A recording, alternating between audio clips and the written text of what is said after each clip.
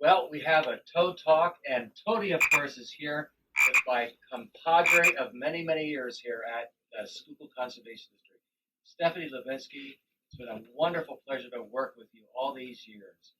And Likewise, Porky. oh, I have to tell you, say, Steph, your job is very important. It's actually the meat of the organization here. ENS. What in the world does that mean? What is that? Erosion and sediment control. Okay. In school, we learned that erosion is a natural process that occurs. But what our program deals with is accelerated erosion, which is a combination of the natural process combined with people's activities to disturb the earth. And when we have earth disturbance, and then consequently have some form of precipitation, some rain, snow, it could pick up the sediment from the earth disturbance and wash it into the stream. So basically, the crux of our program is protecting the waterways, the waters of the Commonwealth from sediment pollution and protecting soil resources from accelerated erosion. Wow, Steph, that's a lot. Now we have this big bunch of paper here, and I'd like to find out, what is this that we're looking at? This is an example of an erosion and sediment control plan for a very large building, warehouse that's currently under construction in our county. So it's important to note that whenever anybody proposes earth disturbance, the Pennsylvania Code, Chapter 102, under Title 25, which is Environmental Protection, requires that anybody proposing earth disturbance is required to use best management practices, BMPs.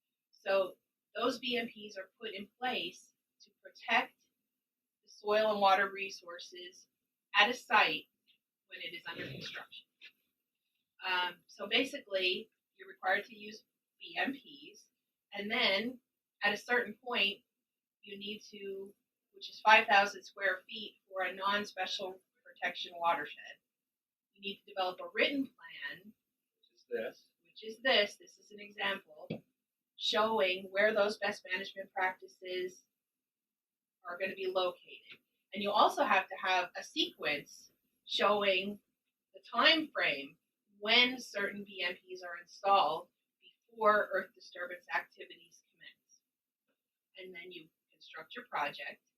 And then when that's all taken care of and completed, you need to stabilize. That's your final step. Stabilize disturbed areas against erosion. We call it permanent stabilization. It could be with grass.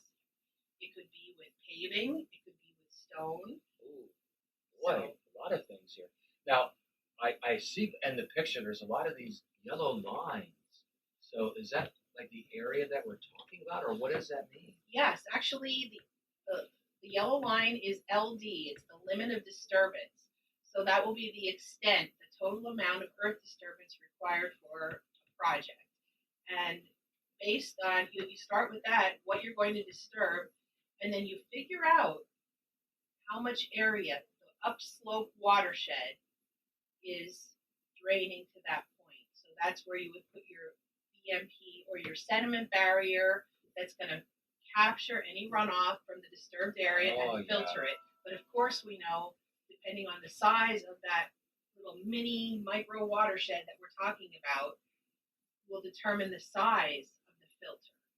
So this is a very large project, but we also see ENS plans for house construction, individual house construction, for a large development, for timber harvesting operations.